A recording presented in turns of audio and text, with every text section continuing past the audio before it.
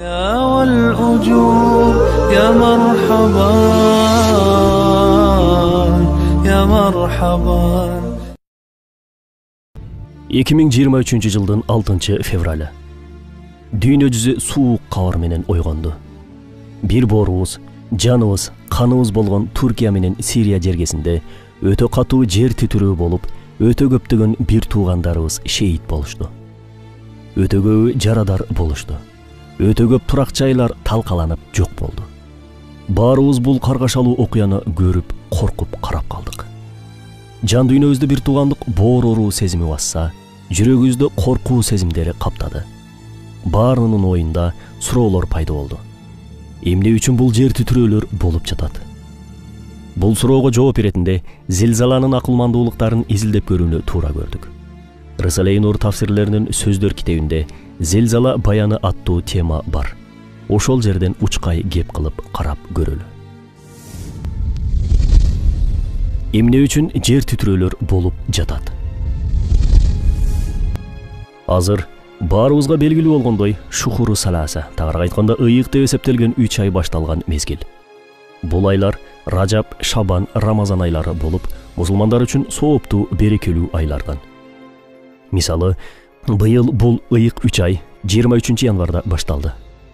Ушундай ыйык айлар башталган бир олуттуу мезгилде мусулмандардын ар кандай бузукулуктарга аралашуусунун натыйжасында ушундай оор абал ишке ашты, жүзөгө ашты. Айрыкча дал ошол жер титирөө болгон жерлер пайгамбарлар өрөөнү деп аталып, тарыхта көп пайгамбарлар жашап өткөн. Андан сырткары миңдеген, атүгүл миллиондогон аалым, олуялар жашап өткөн бул чөлкөмдөрдө.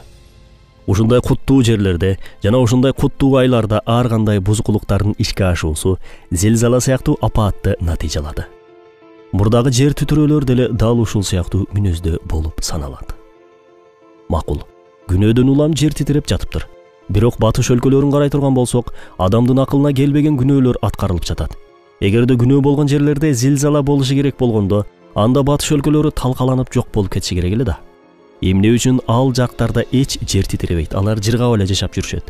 Тескерисинче дал мусулмандар жашаган жерде жер титиреп жатат. Жооп. Чоң кылмыштардын жазасы чоң сотто берилгендей эле, кичинекей каталардын жазасы да кичинекей эле жерде, чөйрөдө берилет. Мисалы, бир айылда бирөө тоо курдаса, ошол жердеги аксакалдар эле чечип коет. Ал эми ошол эле киши ошол эле айылда бир нече кишини өлтүрүп койсо, аны райондук же облустук, атүгүл республикалык деңгээлдеги сот өкүм чыгарып жазалайт. Дал ушул сыяктуу эле капырлардын кылмыштарынын күнөөлөрүнүн көпчүлүгүнүн жазасы улуу сотко, хашырга, акыретке калтырылууда. Себеби алардын күнөөлөрү ушунчалык чоң болгондуктан, бул дүйнөдөгү кандай жазанын түрүн берсең да, жуулушу, тазаланышы кыйын. Мисалы, бүткүл СССР боюнча 40 миллион, ал эми Кыргызстан боюнча 120 миңдей адамды репрессиялап жок кылган Сталиндин күнөөсүн бул дүйнөдөгү кайсы жаза жазалай алат, тазалай алат? Ошондуктан алар чоң сотко калтырылып жатат. Акыретке калтырылып жатат. Ал эми мусулмандардын күнөөлөрүнүн жазасынын көпчүлүгү бул дүйнөдө берилүүдө. Себеби Аллах бизди сүйөт. Толук ыйман келтирген, акылы ордунда болгон момун мусулмандан күнөөлөрүңдүн жазасын бул жакта тартып акыретке таза ойдон кетүүнү каалайсыңбы, же бул дүйнөдө жыргап жашап, бирок акыретте жазаланууну каалайсыңбы деп сураса, албетте бул дүйнөдө эле жазамды өтөйүн, акыретке болсо таза ойдон эле кетейин дейт. Туурабы? Себеби акыреттеги жаза, Аллахым өзү сактасын, өтө оор. Пайгамбарыбыз саллаллаху алейхи вассалам бир хадисинде дүйнө момундар үчүн зындан, капырлар үчүн бейиш деп айткан. Сыртынан карасаң бул хадис адамды үмүтсүздүккө жетелей турган көрүнөт. Бирок бул жерде да жогорудагы акыйкатка алып барган улуу акыйкаттар бар. Ооба, зындан бул жаза өтөй турган жер. Аллах момун кулдарын сүйгөндүгү үчүн алардын кээ бирки билип билбей кетирген катачылыктарын, күнөөлөрүн бул дүйнөдө тазалап акыретке таза ойдон алып кетет. Хадисте ошондуктан бул дүйнө момундар үчүн зындан деп айтууда. Ошондуктан кээде мусулман чөлкөмдөрдө зилзала сыяктуу апааттар ишке ашып, момундар кыйналып калууда. Капырлардын болсо Аллахты четке кагуу деген сыяктуу өтө чоң күнөөсү болгондуктан, акыретте аларды чынында тозок күтөт. Себеби күнөөсү оор болгондуктан Бул дүйнөнүн жазасы алардын күнөөсүн жууй албай калат. Бирок алар капыр болсо да, кээбирки жакшы иштерди аткарышкан, балким кайрымдуулук кылган же бирөөлөргө жардам берген. Алардын бул кылгандарынын акысы бул дүйнөдө берилет. Себеби Алла адилеттүү. Алардын акырети тозок болгондуктан кылган жакшы иштеринин акысын Аллах бул дүйнөдө берет. Ошондуктан капырлар үчүн бул дүйнө бейиш делинген хадисте. Хадистин дагы бир мааниси мындайча: момундардын акыреттеги бейишине салыштырмалуу бул дүйнөсү миң жакшы болсо да зындан сыяктуу. Ал эми капырлардын акыреттеги тозогунун алдында бул дүйнөлүк жашоосу канчалык оор болсо да бейиш сыяктуу. Демек, момун миллиардер болсо да акыреттеги бейиш жашоосуна салыштырмалуу бул дүйнөдөгү жашоосу зындандагыдай, ал эми капыр кедей болсо да акыреттеги аны күтүп турган тозокко салыштырмалуу бул дүйнөдөгү жашоосу бейиш сыяктуу экен. Ошондуктан момундар үчүн зындан, капырлар үчүн бейиш делинген экен хадисте. Макул. Момундарга кээде кичине күнөөлөр үчүн жазалар берилет экен.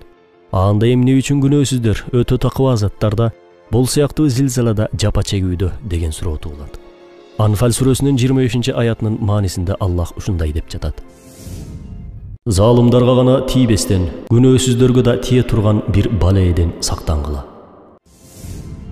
Бул дүйнө сыноо майданы, тажрыйба майданы, сунуштоо майданы. Сыноонун эң чоң сыры бул акыйкаттар парда артында болушу керек. Кандайча? Мисалы, мугалим тесттин жообун тактага жазып коюп туруп, анан сынак алса адилетсиздик болуп калат. Мындай ыкма сынак эрежесине терс келет. Эң мыкты окуучу менен эң начар окуган окуучунун деңгээли бирдей болуп калат. Дал ошол сыяктуу эле зилзалада такыбалар, диндарлар, аалымдар аман калып, ал эми күнөөкөрлөр өлүп кетсе, анда бул сынак эрежесине терс келип калат. Натыйжада баары кааласа да каалабаса да айла жок намаз окуп динге мажбур кирип калышат. Натыйжада Абу Бакыр менен Абу Жахилдин даражасы бирдей болуп калат. Бул сыноо эрежесине терс келет. Ошондуктан бале баарына тегиз келет. Ошол эле кезде напсине азгырылып күнөөгө батып жүргөн бир туугандарга эскертүү бербеген биз мусулмандарда да күнөө бар. Жасалып жаткан күнөөнү эскертип түшүндүрүп токтотпой коюу менен биз ошол күнөөгө ыраазы болуп көз жумуп жатабыз. Биз да шериктеш болуп жатабыз. Мисалга алсак, Бишкек шаарыбызда да учурда адамдын акылына келбеген күнөөлөр жасалып жаткандыгы баарыбызга маалым. Ошол күнөөлөрдү токтотууга аракет кылбагандыгыбыз үчүн биз да жоопкербиз. Ошол күнөөлөргө кандайдыр бир деңгээлде үлүшкөрбүз. Эгерде эртең Аллах сактасын, күнөөлөрдүн артынан бир кырсык боло турган болсо, биз да ошол күнөөлөрдү токтотпогондугубуз үчүн жазаланабыз туугандар. Себеби пайгамбарыбыз саллаллаху алейхи вассаламдын буйругу боюнча күнөөнү же кол менен, же тил менен токтотушубуз керек эле. Эч болбосо жан дүйнө менен ошо күнөөкөрлөрдү ойлонуп аларга кыжаалат болушубуз керек эле. Биз тилекке каршы көп нерсе анте албай жатабыз. Учурда көчкүдөн каза болгондор Түркияда 18 миңден ашты. Ал эми Сирияда болсо 3 миңден ашты. Бул сандар күн өткөн сайын дагы да артууда. Бул өлгөндөр иншалла шейит болуп саналышат. Себеби көчкүнүн урандылардын астында калып каза болгондор шейит болуп саналат деген маанидеги хадис бар. Ал эми Бакара сүрөсүнүн 154-аятында болсо шейиттер тууралуу Аллах мындай дейт: Силер Аллахтын жолунда өлтүрүлгөн адамдарды өлүктөр деп айтпагыла. Андай эмес, алар тирүү, бирок силер муну сезбейсиңер. Экинчиден, талкаланган үйлөр болсо садака өкүмүндө өтөт. Демек, баары бир күнү талкалана турган өтүүчү болгон үй жайыбызда түбөлүктүү турак жайга айланат экен иншалла. Аллахым бүткүл шейиттердин шейиттигин кабыл кылсын. Жарадар болгон бир боорлорубузга тез арада шыпа берсин. Шейиттердин жакындарына Аллахым сабыр, күч-кубат берсин. Бул күндөр да өтөт иншалла. Алдыда чымчыктар сайраган, жаркыраган күн нуру төгүлгөн, барчылыктагы кенен бакубат жашоо келатат. Дүйнө жүзү боюнча мусулмандардын бактылуу доору башталып атат, же башталды десек да болот. О менин бир тууганым, эч сарсанаага батпа, үмүтсүз болбо. Бул доор биздин доор болот иншалла.